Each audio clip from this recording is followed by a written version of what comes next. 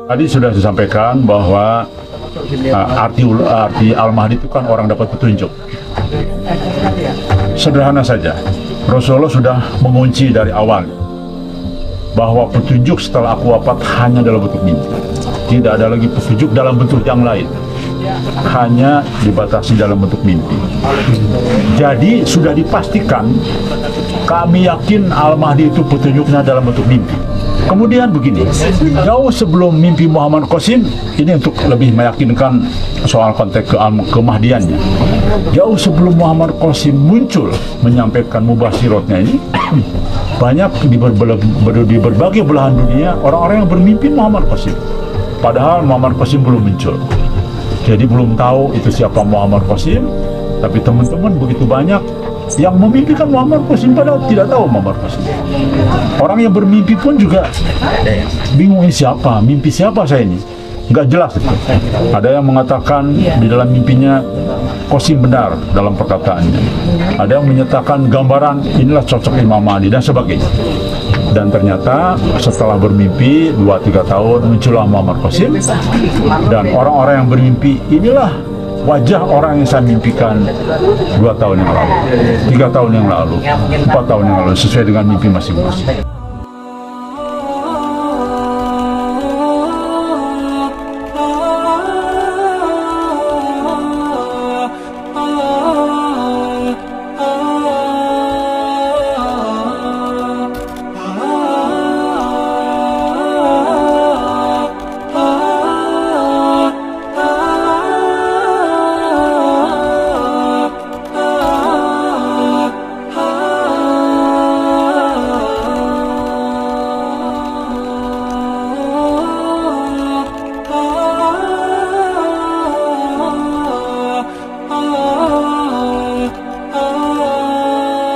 Jadi sejalan dengan mimpi Muhammad Qasim bahwa ulama sekarang tersihir Dajjal, tidak mengenal Al-Mahdi.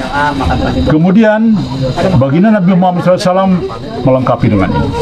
Dan faktanya yang membayat Al-Mahdi 14 abad yang lalu sudah disampaikan hanya 313 orang dari hampir 2 miliar umat Islam. Baik, kita pakai analogi. Katakanlah satu tokoh Islam, katakanlah ketua PBNU, percaya dengan Imam Mahdi nanti. Mungkin tidak yang membayat hanya 313 orang. Pasti akan jutaan orang untuk membayat. Kemudian, apalagi ini tokoh agama di seluruh dunia kan jumlahnya mungkin jutaan.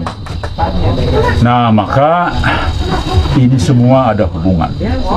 Jadi kami yakin yang 7 orang ini lebih mayoritas, atau kemungkinan yang paling dekat adalah bukan ulama dalam konteks agama. Dilengkapi dengan closing terakhir, kami sudah mendapat petunjuk dari mubasyirat beberapa orang tokoh yang akan membayar. Ada satu yang sudah terungkap, dan beliau bukan ulama, tapi memang dalam konteks ulama agama, tapi memang beliau seorang ahli yang sudah ada dalam mimpi seseorang yang akan membayar. Nah, jadi itulah dalam konteks pertanyaan tadi. Maksud saya gini, Rasulullah kan sudah memberikan gambaran seperti apa sih Al-Mahdi itu gitu. Nah, kriteria yang sudah dipenuhi oleh Muhammad Qasim ini apa sih dari hadis yang telah disampaikan oleh Rasulullah itu? Begini, tadi sudah disampaikan bahwa arti Al-Mahdi itu kan orang dapat petunjuk. Sederhana saja, Rasulullah sudah mengunci dari awal bahwa petunjuk setelah aku wafat hanya dalam bentuk mimpi. Tidak ada lagi petunjuk dalam bentuk yang lain, hanya dibatasi dalam bentuk mimpi. Jadi sudah dipastikan, kami yakin Al-Mahdi itu petunjuknya dalam bentuk mimpi. Baik, sekarang sudah jelas Al-Mahdi sudah menyampaikan, sudah diutus. Kapan Al-Mahdi itu? Sekarang sudah diutus. Buktinya apa? Gempa yang terus-menerus terjadi, khususnya di Indonesia dan di berbagai belahan dunia, di mana gempa itu belum pernah terjadi sebelumnya. Saya kebetulan komunikasi dengan rekan saya dulu, kuliah di bawah saya tahunnya, kemudian dia jadi pejabat BMKG. Saya komunikasi, saya bilang, tolong cari informasi, apakah pernah tidak kejadian gempa seperti ini dalam sejarah manusia. Itu belum pernah terjadi. Jadi gempa hampir 2 hari sekali, 3 hari sekali, sampai tiap hari di Indonesia saja, belum di seluruh dunia, dan itu belum pernah terjadi sebelumnya. Maka kami yakin saat ini Al-Mahdi sudah diutus. Kalimat diutus itu, kalau saya mengutus seseorang kepada Anda misalkan, pasti ada yang akan disampaikan. Namanya juga diutus, ada sesuatu yang disampaikan. Nah, berarti Al-Mahdi itu sudah menyampaikan sesuatu. Mari kita lihat, di antara semua orang yang mengaku Al-Mahdi, ternyata tidak ada satupun yang penyampaian pesan yang sesuai dengan apa yang kita tahu ya. Dan ternyata di antara manusia yang dianggap atau mengaku Al-Mahdi hanya Muhammad Qasim, penyampaiannya begitu lengkap, begitu sangat detail, dan sesuatu yang istimewa. Kenapa? Karena beliau ketemu sampai 500 kali lebih dengan Allah Subhanahu wa Ta'ala di balik tabir, kemudian juga ketemu dengan baginda Nabi Muhammad SAW lebih dari 300 kali, dan murni dalam bentuk mimpi. Jadi sesuai itu. Jadi itu saya kira landasan pertama. Landasan kedua adalah Al-Mahdi itu kan muncul dari timur, arah timur. Maka bukanlah orang Madinah, karena Madinah itu adalah belum tentu. Memang ada dalam sebuah hadis bahwa munculnya adalah di penduduk Madinah, tapi penduduk itu tidak identik lahir, katanya. Jangan lupa bahwa hadis sebelum dibayat itu akan muncul di arah timur, dan arah timur itu arah timur dari Mekah. Maka kemungkinan adalah Asia Tenggara, kemudian juga Pakistan termasuk wilayah arah timur.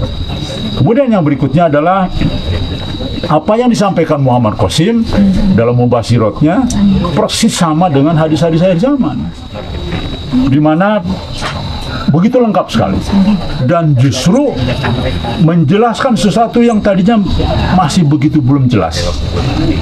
Contohlah, katakanlah persyaratan Muhammad Qasim untuk dikatakan Al-Mahdi tidak sesuai dengan hadis, karena Al-Mahdi itu adalah penduduk Madinah. Tapi ternyata di dalam mimpi Mubasyirat memang Muhammad Qasim akan hijrah ke Madinah, dipanggil oleh baginda Nabi Muhammad SAW untuk ziarah ke beliau, untuk ketemu dengan beliau, dan maka tinggal dulu di Madinah. Nah, itulah mimpi yang diterima oleh Muhammad Qasim, sehingga kita terjawab bahwa ternyata memang Al-Mahdi muncul dari arah timur dan akan tinggal di Madinah. Itulah kemunculan sesuai dengan hadis. Jadi menjelaskan. Kemudian begini, jauh sebelum mimpi Muhammad Qasim, ini untuk lebih meyakinkan soal konteks kemahdiannya. Jauh sebelum Muhammad Qasim muncul menyampaikan mubasyiratnya ini, banyak di berbagai belahan dunia orang-orang yang bermimpi Muhammad Qasim. Padahal Muhammad Qasim belum muncul. Jadi belum tahu itu siapa Muhammad Qasim, tapi teman-teman begitu banyak yang memimpikan Muhammad Qasim padahal tidak tahu Muhammad Qasim. Orang yang bermimpi pun juga bingung, ini siapa, mimpi siapa saya ini, nggak jelas itu.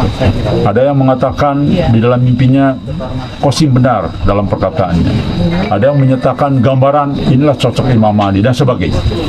Dan ternyata setelah bermimpi 2-3 tahun muncullah Muhammad Qasim, dan orang-orang yang bermimpi inilah wajah orang yang saya mimpikan 2 tahun yang lalu, 3 tahun yang lalu, 4 tahun yang lalu, sesuai dengan mimpi masing-masing. Jadi ini tidak mungkin ada satu rekayasa.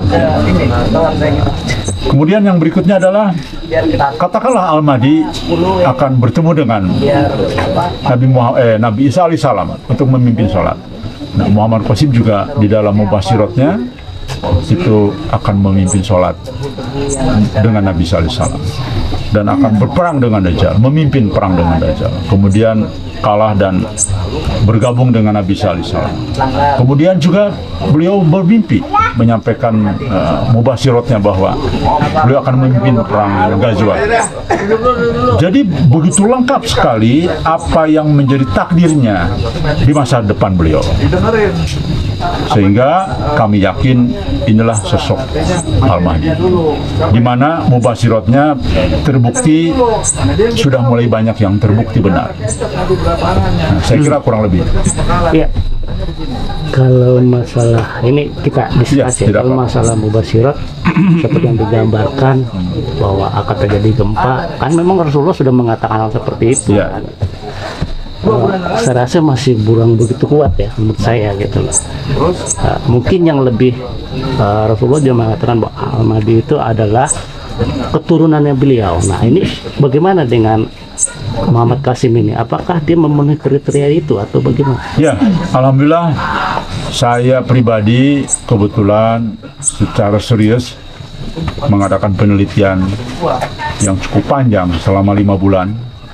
Saya berangkat ke Pakistan dan tidak saya sendirian, biar ada saksi lain, biar ada yang menilai tidak hanya sendirian. Maka saya mengajak kurang lebih ada 10 orang untuk semacam perkenalan, tabayun, penelitian lebih jauh tentang mimpi Muhammad Qasim. Alhamdulillah dari situlah mulai yakin bahwa pertama pengakuannya adalah keturunan Bani Quraisy benar, karena saya juga konfirmasi ke ibunya. Kemudian juga ke teman-temannya yang orang Pakistan, ya memang benar, karena bapaknya dulu cukup terkenal di sana, bahkan orang kaya sebetulnya. Kemudian membangun masjid, bahkan anak-anaknya diwarisi satu-satu rumah, termasuk Muhammad Qasim juga. Nah, jadi insya Allah, dan beliau adalah keturunan Bani Hashim, dari Bani Quraisynya. Ada suku kecil kan, Bani Hashim. Bani Hashim itu kan keluarganya baginda Nabi Muhammad SAW. Kemudian yang berikutnya, Muhammad Qasim ketika masih remaja, pamannya masih hidup ya, dengan bapaknya. Itu pamannya kalau ketemu keluarga seperti ini, keluarga besar, sering membawa surat nasab dan menjelaskan kepada keluarganya supaya mengingatlah barangkali ya kepentingannya, atau memberitahu keluarganya bahwa kita ini keturunan Nabi, ini nasab dan sebagainya.